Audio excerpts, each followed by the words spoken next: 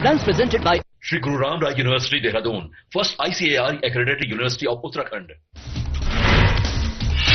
CM Dhami की समीक्षा बैठक नागरिक उड्डयन विभाग की गेम चेंजर योजनाओं की समीक्षा अधिकारियों को दे निर्देश, कहा चारधाम के लिए नियमित चार्टर सेवा कार्य शुरू।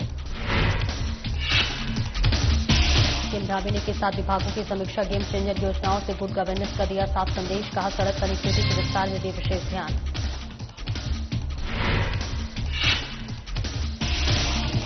सचिवालय में सीएम धामी की बैठक, अधिकारियों को दिया आवश्यक निर्देश, कहा निवेशकों की सुविधा के लिए निवेश मित्रों की करे तैनाती।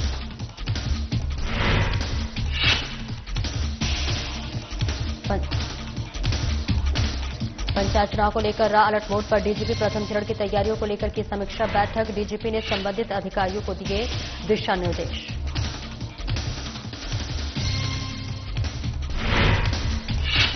और उत्तराखंड पंजाबी महासभा के प्रतिनिधिमंडल ने विधानसभा अध्यक्ष से की भेंट, रितु खंडोड़ी से की शिष्टाचार भेंट, समाज से जुड़े कई विषयों पर की चर्चा।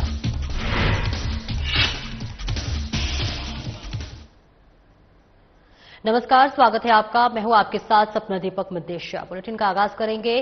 मुख्यमंत्री पुष्कर सिंह धामी जो है ताबड़तोड़ बैटिंग करते हुए नजर आ रहे हैं। दरअसल 2 दिन में 7 विभागों की समीक्षा की है। गेम चेंजर योजनाओं से गुड गवर्नेंस का दिया साफ संदेश, पीएम मोदी के विजन को भी दे रहे मूर्तरूप। मुख्य सेवक धामी की सचिवालय बैठक, लोक निर्माण विभाग की गेम चेंजर योजनाओं की समीक्षा। अब सिर्फ फाइलें खंगालने का नहीं, जमीन पर नतीजे देने का समय है, सीएम धामी ने कहा। अधिकारियों को दिए निर्देश, रिसपना, बिंदाल, एलिवेटेड रोड पर रिंग रोड परियोजनाओं में लाए तेजी। इसके साथ ही सड़क निर्माण कार्यों में नवीन तकनीक का हो उपयोग, खराब स्थिति वाले पुलों की मरम्मत करें, भूस्खलन प्रभावित क्षेत्रों में सुरक्षित और टिकाऊ सड़कों का निर्माण करें। निर्माण के लिए जियो सिंथेटिक रिटेनिंग वॉल तकनीक का है उपयोग, सड़कों को रखे गड्ढा मुक्त, सड़क कनेक्टिविटी के विस्तार में दे विशेष ध्यान। इसके साथ ही साथ केदारनाथ और इसके साथ ही केदारखंड और मानस खंड की आपसी कनेक्टिविटी को बनाए बेहतर। देहरादून, दिल्ली सहित प्रमुख शहरों के लिए सड़क कनेक्टिविटी को बनाए मजबूत। मसूरी और देहरादून के बीच वैकल्पिक मार्गों पर तेजी से करे कार्य, सड़कों के डामरीकरण कार्यों में लाए तेजी।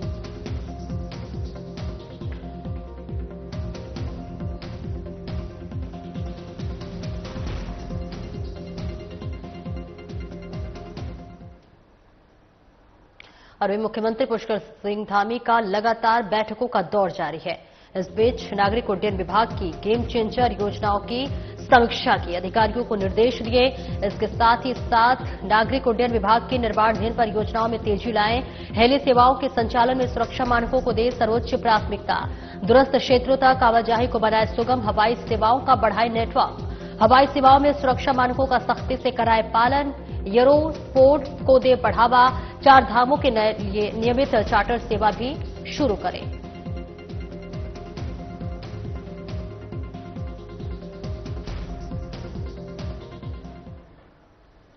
और वही विधानसभा अध्यक्ष रितु खंडूरी से उत्तराखंड पंजाबी महासभा के प्रतिनिधिमंडल ने शिष्टाचार भेंट की। प्रतिनिधिमंडल ने विधानसभा अध्यक्ष से अपने समाज से जुड़े अनेक महत्वपूर्ण विषयों पर चर्चा की और इसके साथ ही पंजाबी समाज द्वारा उत्तराखंड राज्य में किए जा रहे विभिन्न सामाजिक कार्यों की जानकारी दी। साथ ही साथ राज्यों के सामाजिक सांस्कृतिक विकास में पंजाबी समाज के योगदान को भी रेखांकित किया। प्रतिनिधिमंडल ने अपने प्रमुख पर्वों लोहड़ी और वैशाखी के सांस्कृतिक महत्व को उजागर करते हुए अनुरोध किया कि इन पर्वों पर प्रदेश में सार्वजनिक अवकाश की मान्यता प्रदान की जाए।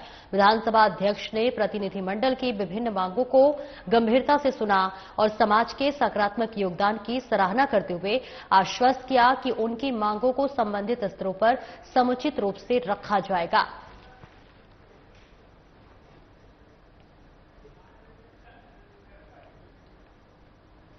बीजेपी मसूरी मंडल ने हरेला पर्व के उपलक्ष्य में विभिन्न प्रजाति के 500 से अधिक पौधे वितरित किए। बीजेपी मसूरी मंडल अध्यक्ष रजत अग्रवाल और नगर पालिका अध्यक्ष मीरा सकलानी ने पौधों का वितरण किया। इस मौके पर नगर पालिका अध्यक्ष मीरा सकलानी ने कहा कि बड़ी संख्या में लोग यहां पर पहुंचे हैं और उन्हें पौधे वितरित किए हैं। पर्यावरण के प्रति मसूरी के निवासी सजग हैं और समय समय पर वृक्षारोपण कार्यक्रम आयोजित किए जाते हैं। भारतीय जनता पार्टी का ये प्रदेश व्यापी अभियान है और आज भारतीय जनता पार्टी का जो मसूरी का जो मंडल है, मंडल के माध्यम से यहाँ पे 500 पौधों का लोगों के लिए वितरण किया गया है। और आप देख रहे होंगे कि जिस तरीके से यहाँ पे भीड़ उमड़ी है, पेट्रोलियम यूनिवर्सिटी के बच्चे भी थे उसमें शामिल और पौधा वितरण। शहर वासी पर्यावरण के प्रति कितने जागरूक हैं, कितने अवेयर। और एक ब्रेक के लिए रुकेंगे, जल्द लौटते हैं।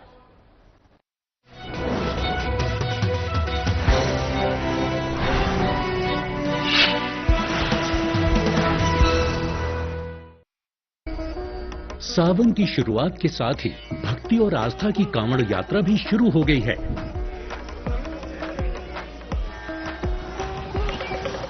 इस शुभ अवसर पर उत्तराखंड सरकार सभी श्रद्धालुओं का हार्दिक स्वागत करती है। आपकी यात्रा मंगलमय और सुरक्षित रहे, इसके लिए कुछ महत्वपूर्ण दिशा निर्देशों का पालन करें। पैदल कांवड़ यात्री केवल निर्धारित कांवड़ पटरी का ही प्रयोग करें। अपना पहचान पत्र हमेशा अपने पास रखें। वाहनों में बैठे कांवड़ यात्रियों की सूची और यात्रा विवरण स्पष्ट रूप से चिपकाएं। अपने वाहन केवल निर्धारित पार्किंग स्थलों पर ही खड़ा करें। वाहन चालक कृपया यात्रा के दौरान ट्रैफिक डायवर्जन के मार्गों की जानकारी अवश्य लें और केवल निर्धारित रूट का ही पालन करें। पैदल कांवड़ की ऊंचाई 7 फीट और झांकी की ऊंचाई 12 फीट से अधिक न हो। स्नान केवल निर्धारित घाटों पर ही करें और विश्राम केवल शिविरों या रैन बसेरों में ही करें, सड़कों पर नहीं। यात्रा के दौरान लाठी, डंडे, तलवार, भाले या किसी भी नुकीले हथियार को अपने साथ लेकर न आएं और नशीले पदार्थों का सेवन न करें। प्लास्टिक के प्रयोग से बचें और धार्मिक स्थलों की मर्यादा बनाए रखें। अजनबियों से कोई भी खाद्य सामग्री न लें। जेब कतरों से सावधान रहें। संदिग्ध वस्तुओं को न छुएं और तुरंत पुलिस को सूचना दें। यात्रियों की सुविधा के लिए हेल्पलाइन 95-206 25-934 उपलब्ध है। पुलिस एवं प्रशासन के दिशा निर्देशों का पालन करें। आपका सहयोग ही आपकी सुरक्षा है। उत्तराखंड सरकार की ओर से आप सभी श्रद्धालुओं को कांवड़ मेला 2025 की हार्दिक शुभकामनाएं।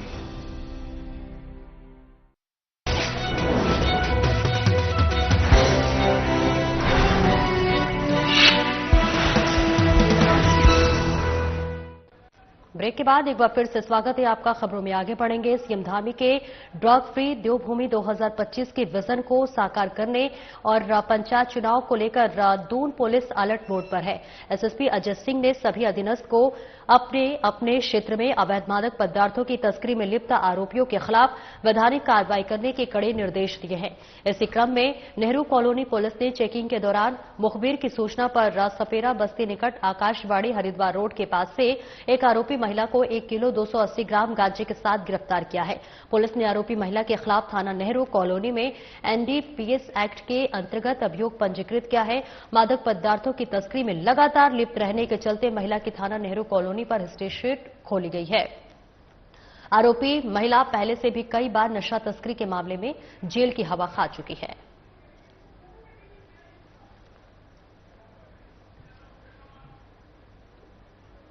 सर्व मैदान में आयोजित 2 दिवसीय रामनाथ पवार स्मृति फुटबॉल प्रतियोगिता का समापन हो गया है। प्रतियोगिता में मसूरी, देहरादून और पुरोला की टीमों ने भाग लिया। विभिन्न वर्गों में आयोजित इस प्रतियोगिता में बालक और बालिकाओं ने बेहतरीन खेल का प्रदर्शन किया। इस प्रतियोगिता की सभी ने सराहना की और इस प्रकार के आयोजन आगे भी करने की मांग की। इस मौके पर मुख्य अतिथि कांग्रेस के वरिष्ठ नेता उपेंद्र थापड़ी ने कहा कि मसूरी में सबसे बड़ी समस्या खेल मैदान की है। यदि 2027 में कांग्रेस की सरकार आती है तो मसूरी में सबसे पहले खेल मैदान उपलब्ध कराया जाएगा।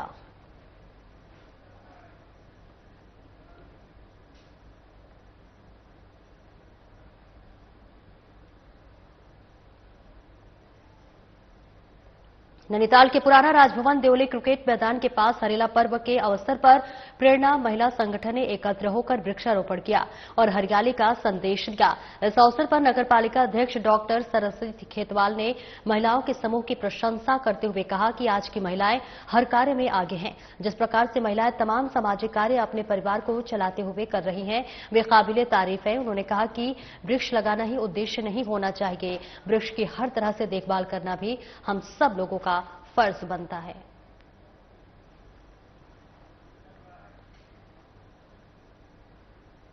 चमोली में त्रिस्तरीय पंचायत चुनाव के प्रथम चरण के लिए 258 मतदेय स्थलों पर मतदान किया जाएगा, जिसके लिए ज्योतिर्मठ, नारायण, बगड़, थराली और देवाल ब्लॉकों के लिए 89 पोलिंग पार्टियां रवाना हो गई हैं।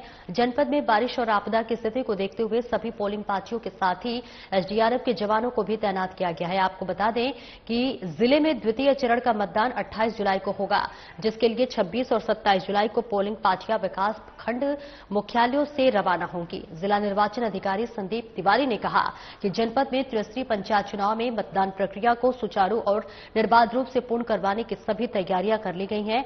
राज्य निर्वाचन आयोग के निर्धारित कार्यक्रम के तहत 24 जुलाई को जनपद में होने वाली मतदान के लिए 89 पोलिंग पार्टियों को मतदेय स्थलों के लिए रवाना कर दिया गया है।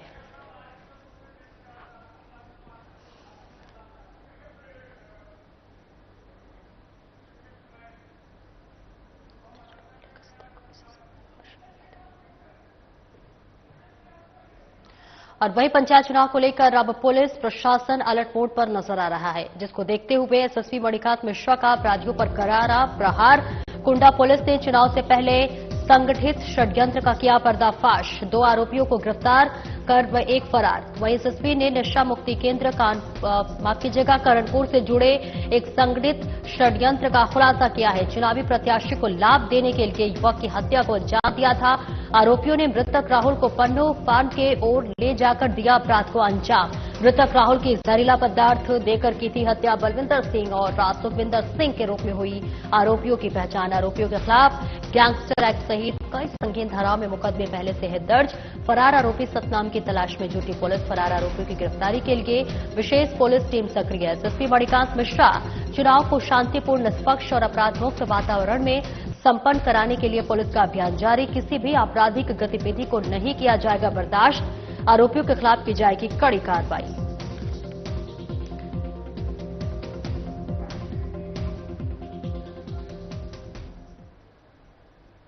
एक ब्रेक के लिए रोकेंगे, जल्द लौटते हैं।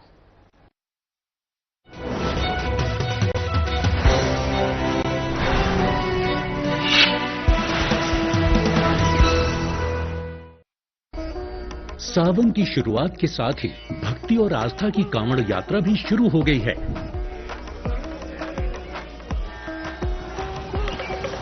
इस शुभ अवसर पर उत्तराखंड सरकार सभी श्रद्धालुओं का हार्दिक स्वागत करती है।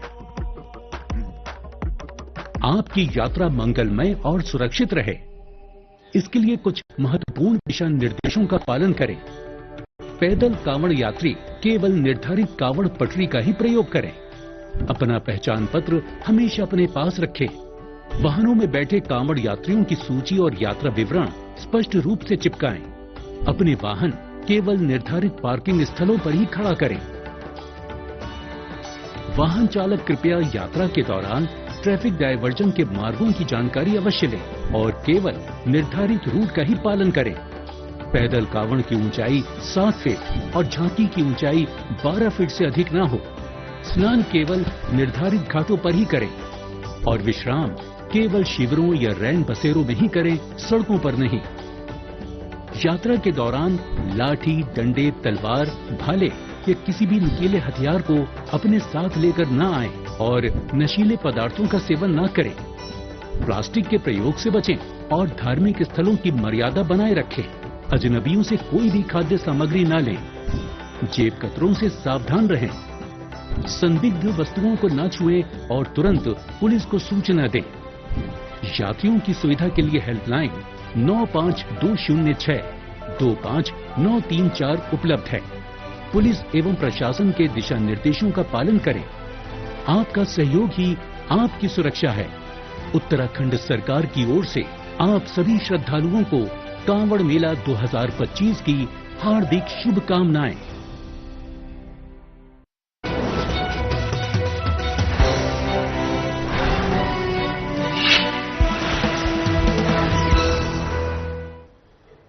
और ब्रेक के बाद एक बार फिर से स्वागत है आपका। खबरों में आगे बढ़ेंगे। कृषि एवं कृषक कल्याण मंत्री गणेश जोशी को उत्तराखंड जैविक उत्पाद परिषद के प्रबंध निदेशक विनय कुमार ने बोर्ड द्वारा राज्य में संचालित विभिन्न योजनाओं और कार्यक्रमों की विस्तृत जानकारी दी। इस दौरान प्रबंध निदेशक ने जैविक उत्पादों के प्रमाणीकरण, किसानों को जैविक खेती के प्रति जागरूक करने, प्रशिक्षण कार्यक्रमों और विपणन की दिशा में बोर्ड द्वारा किए जा रहे प्रयासों की जानकारी दी। साथ ही साथ उन्होंने बताया कि 23 जुलाई को वर्चुअल माध्यम से राष्ट्रीय सहकारी ऑर्गेनिक लिमिटेड और उत्तराखंड जैविक उत्पाद परिषद के साथ बैठक भी की जाएगी। प्रबंध निदेशक ने बताया कि पिछले वर्ष एनसीओएल द्वारा उत्तराखंड के किसानों से 400 कुंटल जैविक पैडी क्रय किया गया था और इस वर्ष 1000 कुंटल खरीद का टारगेट दिया गया है। और कृषि मंत्री गणेश जोशी ने राज्य में जैविक खेती को प्रोत्साहित करने की दिशा में बोर्ड की भूमिका की सराहना की और कहा कि जैविक उत्पादों की मांग दिनों दिन बढ़ रही है। ऐसे में राज्य के किसानों को इसका लाभ मिलना चाहिए। उन्होंने कहा कि जैविक उत्पाद को लेकर और अधिक कार्य करने की आवश्यकता है। किसानों को जैविक बोर्ड के माध्यम से आ रही समस्याओं के समाधान के लिए एक ठोस और दीर्घकालिक कार्य योजना बनाने के लिए निर्देश अधिकारियों को दिए।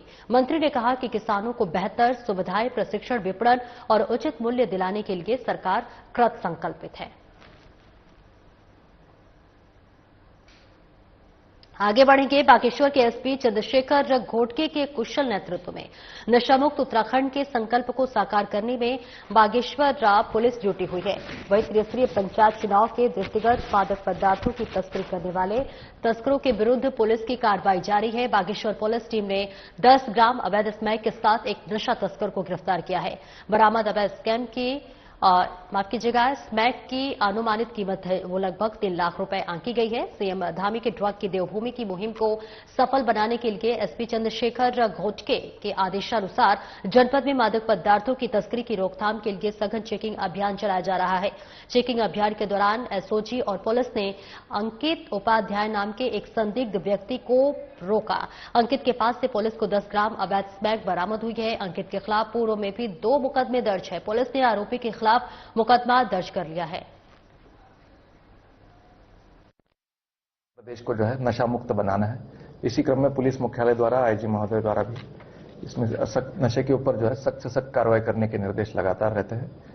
इसी क्रम में बागेश्वर पुलिस द्वारा एसओजी टीम द्वारा इसमें कल एक बहुत ही अच्छी सफलता प्राप्त की है। टोटल 10 ग्राम स्मैक के साथ, जिसकी लगभग 3 लाख रुपए कीमत है, स्मैक के साथ हमने अभियुक्त जो है अंकित उपाध्याय, ये थाना जिरौली का निवासी है, इसको हमने गिरफ्तार कर लिया है और इसके कब्जे से 10 ग्राम स्मैक हमने बरामद किया है। इसमें मुकदमा पंजीकृत कर इसमें आगे की जो कड़ियां हैं, कहां से ला रहा था और कहां से बेच रहा था, इसमें भी कुछ हमें सुराग मिले हैं। इसके आधार पर इसमें विवेचना की जाएगी और भी इसमें जो लोग सम्मिलित हैं उनके ऊपर भी इसमें विवेचना में सम्मिलित करके उनके ऊपर कड़ी से कड़ी कार्रवाई की जाएगी। अभियुक्त का पुराना आपराधिक इतिहास भी रहा है। इस पर 2 मुकदमे हैं 2021 में और 2025 में। ये दोनों मुकदमे अल्मोड़ा जिले में हुए हैं। कोतवाली अल्मोड़ा के 2 मुकदमे हैं, दोनों एनडीपीएस के मुकदमे हैं। तो एक तरीके से जो है एक हैबिचुअल ऑफेंडर इसे कहा जा सकता है, बार बार इस तरीके से अपराध करने के लिए आदी हो रहा है। तो इसलिए इसमें सख्त से सख्त कार्रवाई करना भी आवश्यक है। तो हमने सीओ कपकोट को ये निर्देश दिए हैं कि इसमें सख्त कार्रवाई है, गुंडा गैंगस्टर इस तरीके की कार्रवाई करके और फाइनेंशियल इन्वेस्टिगेशन इसमें करके गहनता से जांच करके इस पूरी कड़ी को हम कोशिश करेंगे कि उसको नेस्तनाबूद करने के लिए लगातार प्रयासरत रहेंगे। एसओजी की इस पूरी टीम में जो है इंस्पेक्टर सलाउद्दीन, हेड कांस्टेबल राज। और वही अवैध निर्माण के खिलाफ एमडीडीए की कार्रवाई लगातार जारी है। इस बीच कड़ी कार्रवाई की गई है। बीसी तिवारी सचिव बनिया के निर्देश और संयुक्त सचिव गौरव चिटपाल के आदेशों पर हुई सीलिंग की कार्रवाई। आमवाला, तरला और राजपुर रोड में अवैध निर्माणों के खिलाफ की गई सीलिंग की कार्रवाई। राजपुर रोड में इब्राहिम के अवैध निर्माण को सील किया। आमवाला, तरला में अमित पाल के अवैध निर्माण को सील किया। अवैध निर्माणों के खिलाफ सीलिंग की कार्रवाई रहेगी जारी।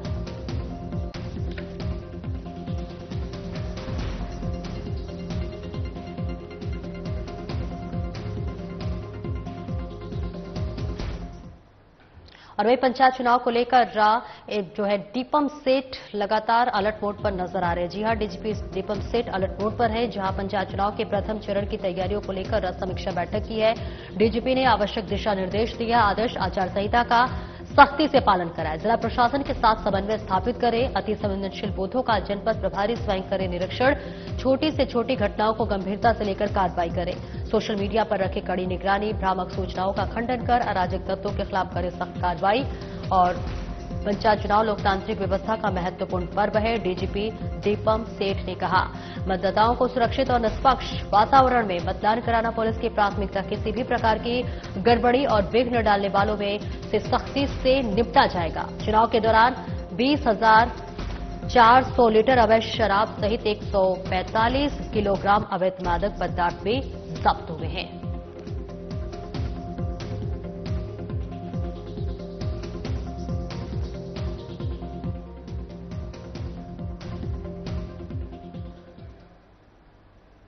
और आगे बढ़ेंगे, जहां मुख्यमंत्री पुष्कर सिंह धामी ने सचिवालय में एक महत्वपूर्ण बैठक की है।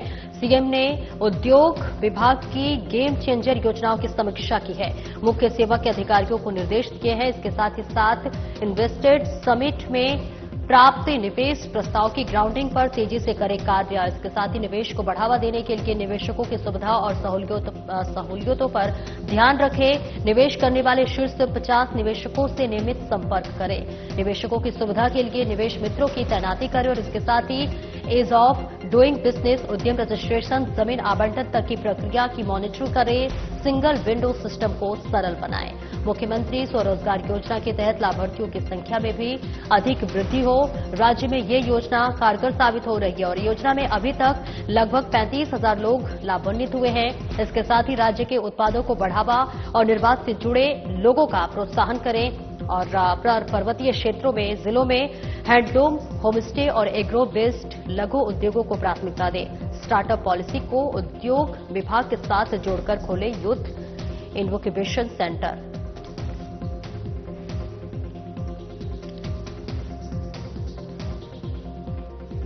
तो देखिए, सचिवालय में मुख्यमंत्री पुष्कर सिंह धामी ने महत्वपूर्ण बैठक की है और इसके साथ ही तमाम अधिकारियों को दिशा निर्देश देते हुए सूबे के मुखिया नजर आए। इसके साथ ही सीएम ने उद्योग विभाग की गेम चेंजर योजनाओं की समीक्षा की है और इसके साथ ही साथ इन्वेस्टर्स समिट में प्राप्त निवेश प्रस्ताव की ग्राउंडिंग पर तेजी से कार्य करने के लिए भी कहा है। निवेश को बढ़ावा देने के लिए निवेशकों की सुविधा और सहूलियत पर भी ध्यान रखें और निवेश करने वाले शीर्ष 50 निवेशकों से नियमित संपर्क करें, निवेशकों की सुविधा के लिए निवेश मित्रों की तैनाती करें, एज ऑफ डूइंग बिजनेस, उद्यम रजिस्ट्रेशन, जमीन आवंटन तक की प्रक्रिया मॉनिटरिंग करें, सिंगल विंडो सिस्टम को भी सरल बनाएं और इसके साथ ही मुख्यमंत्री स्वरोजगार योजना के तहत लाभार्थियों की संख्या में अधिक वृद्धि हो। राज्य में यह योजना कारगर साबित हो रही है, जिसके लिए सूबे के मुखिया तमाम अधिकारियों को दिशा निर्देश देते हुए नजर आए और इसके साथ ही कहा कि योजना से अभी तक लगभग 35,000 लोग जो है वो लाभान्वित हुए हैं और राज्य के उत्पादों को बढ़ावा और निर्यात से जुड़े लोगों का भी प्रोत्साहित करें और पर्वतीय जिलों में हैंडलूम, होमस्टे और एग्रो बेस्ड लघु उद्योगों को भी प्राथमिकता दें। इसके साथ ही साथ स्टार्टअप पॉलिसी को उद्योग विभाग के साथ जोड़कर खोले यूथ इन्क्यूबेशन सेंटर।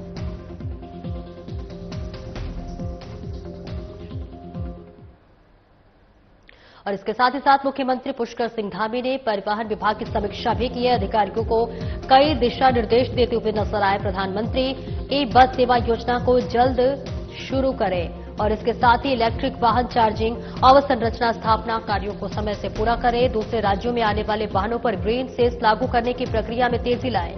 निर्माणाधीन बस अड्डों के कार्यों को पूरा करें। बस अड्डों, पार्किंग स्थलों, राजकीय भवनों, गेस्ट हाउस, पेट्रोल पंपों के समीप करें चार्जिंग स्टेशनों की स्थापना। वाहन चालकों को सहजता से चार्जिंग की मिलेगी सुविधा। परिवहन निगम की आय बढ़ाने पर भी विशेष ध्यान दें। तो देखिए, मुख्यमंत्री पुष्कर सिंह धामी लगातार बैठकें कर रहे हैं और इस बीच परिवहन विभाग की भी उन्होंने समीक्षा की है। तमाम अधिकारियों को आवश्यक दिशा निर्देश दिए गए और इसके साथ ही प्रधानमंत्री ई बस सेवा योजना को भी जल्द शुरू करने के लिए भी निर्देश दिए। इसके साथ ही साथ उन्होंने कहा कि इलेक्ट्रिक वाहन चार्जिंग अवसंरचना स्थापना कार्यों को समय से पूरा करें और दूसरे राज्यों से आने वाले वाहनों पर ग्रीन सेस लागू करने की प्रक्रिया में भी तेजी लाए। निर्माणाधीन बस अड्डों के कार्यों को भी पूरा करें। फिलहाल इस बुलेटिन में इतना ही। नमस्कार।